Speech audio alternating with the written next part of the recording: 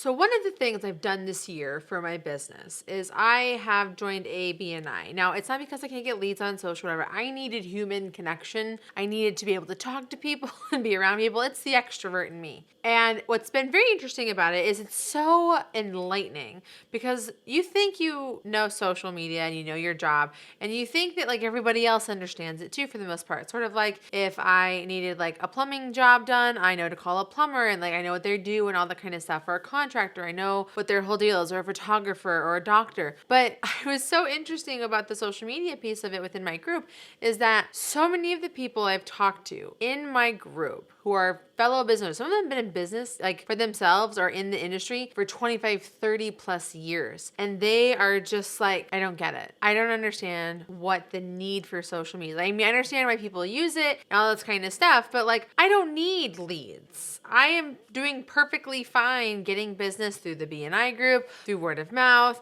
through Google and all that stuff. And like, it got me thinking, social media is so much more than just getting leads for your business. There are so many layers and pieces of it. And so I want to talk to you today about how social media works beyond just getting you leads and sales. Because while that is probably like our ultimate goal with social media, there are so many things that social media accomplishes for us as business owners that I think it's important for us to talk about so that you can understand why engagement matters, reach matters, posting, being present, making this a part of your marketing strategy, why it matters. So let's do this. What's up? My name is Desiree and I'm here to help you with all your social media stuff. Plain and simple. And the first thing I always love to tell people about the benefits of social media is that it's not about sales, it's about credibility. So for example, I have a friend and we were talking about businesses and we were Googling stuff and it was a two-part process. We were Googling a business or a service and then we were going to see if they had a business like on Instagram, if they were active, if they were posting. And every time, if a business hadn't been active in like the past couple months, we were just like, I guess they're not in business anymore. Or they don't care about this. Or like, what are they even doing? Like, how does this even work for them?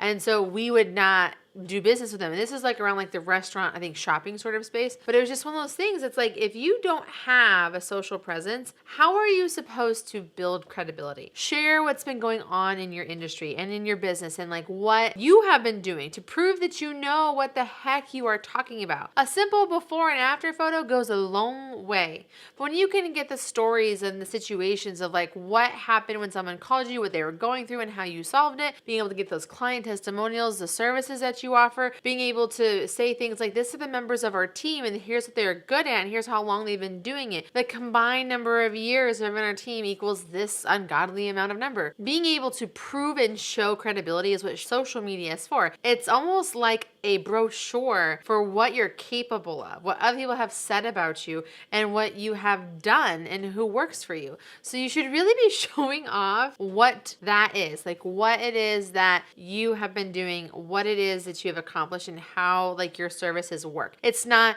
hey, it's this time of year and you need to do this, so give us a call. Like that is not what we're here for. We're here like, hey, this is a situation that happened. I also love like employee features like, hey, their employee just adopted a baby or they just had their 10-year anniversary or it's their birthday, send them some love. Those posts always perform the best on social media.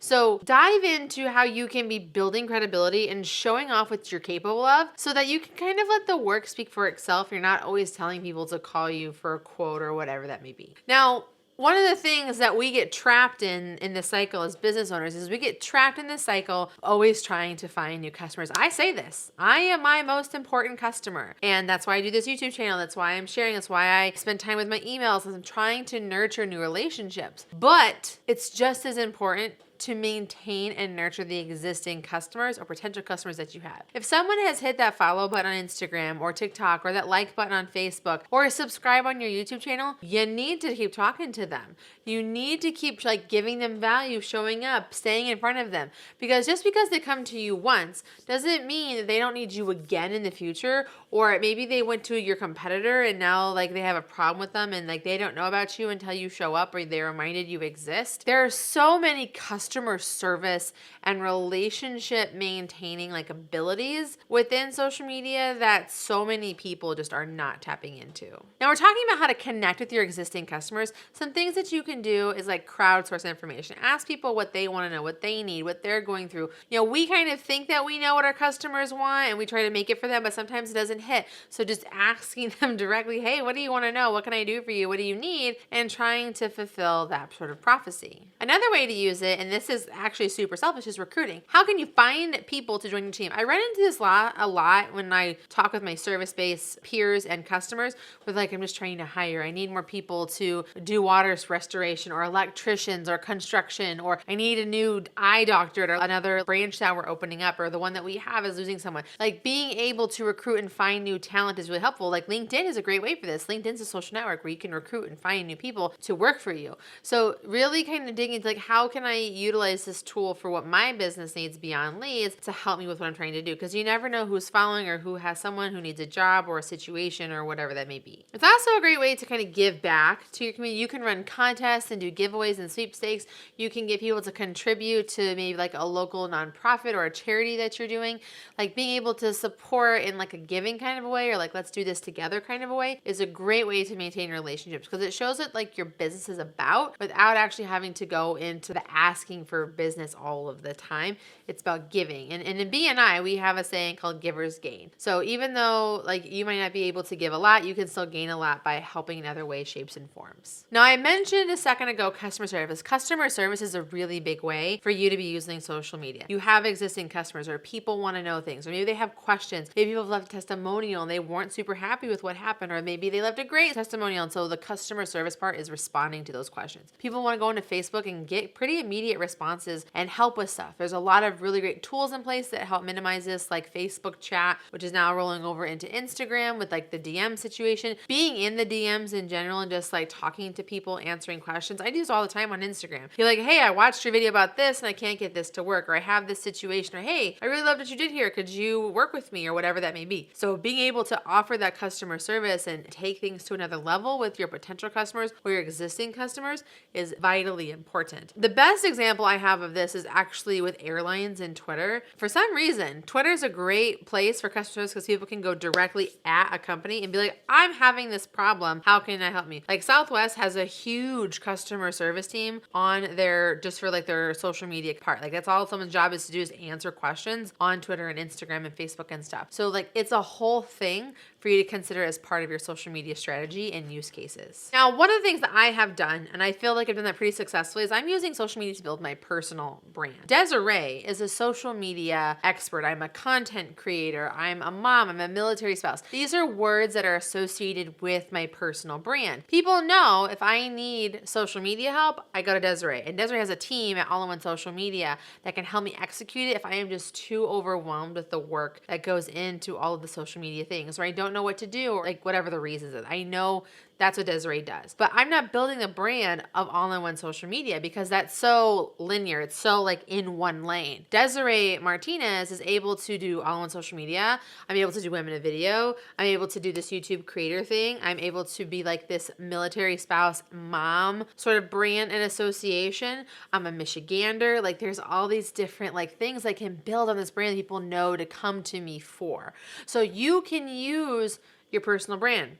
Again, a friend of mine from my BNI group, he is in restoration and he wants to do other stuff. He has his partners and he's really great at this. But because of what he's done here, he has an interest in building out a nonprofit. And he also is interested in going into like insurance reform and all these other pieces. And so I've told him, I was like, hey, rather like you can have this business as part of your personal brand, but you can be, you know, his name here and have all these subcategories. So if you're looking to have some opportunities to expand to different things, get out of beyond of just like being this one lane kind of thing and do other stuff, or open yourself up the opportunity to have other forms of income or be a part of other things, building a personal brand through social media is a great way to do that. And the best way is just build a personal page like under your name or whatever from Facebook or Instagram or TikTok. We have a client here at All in One Social Media that is doing that called Desiree Maynor. He leads a Maynor Leadership Group where he helps companies build better leaders so they can have better company culture, make more money, and have longevity for their customers. customers. But what we're building for him is a personal brand with Desi Maynard, so you can follow him on TikTok and Instagram and Facebook under his name, where he's his expert. Then he has this podcast that he's doing as well. And so he's just trying to build up this individual expertise, and it will still support his business, but he's also going to be able to do these other things that expands his footprint and also expands his business opportunities and expands his money-making opportunities. And I think this one is kind of a personal love thing. Yeah, I have been on Facebook since 2006. I got on MySpace like 2003, 2004. And I love when I get the little alerts on my Facebook account that's like your memories for today. Because I'm a military spouse, I've moved a lot. Because when I got onto Facebook in the college only era, and I've connected with so many of my peers from high school and from college and maintained those relationships, and I've done what I do with my business, I have a really diverse network of people that I love to stay in contact with. I love to kind of share what is going on in my life. And because of that, I have such amazing memories that are documented through my posts. The first time we saw this is through the Time Hop app, where you could have Time Hop and it would go look at this day 1 year ago, 2 years ago, 3 years ago. And then Facebook absorbed that feature, and they now have memories on the app. And so it's a really fun way to look back and see how far you've come personally and professionally. I will get really fun videos of my kids just being super silly and having fun, or an adventure that we've gone on, or a business thing that I've done. I'm like, man, I've just come so far, or that was such a good time. You know, if it hadn't been for that, I wouldn't be here where I am today. So it's being able to have sort of that diary of memories and things that have happened and accomplished in your business. And it's a great way, again, to reconnect with your customers, reconnect with those people, and just remind yourself like where you are and what you have going on and things that are happening in the future. Now, when it comes to social media, it's important to know, like, how do you know if it's working and what you're doing is good? So I want you to watch this video I have for you right here. It's a case study of one of our customers and how they have blown up and sold tons and tons of winter wear with the help of social media.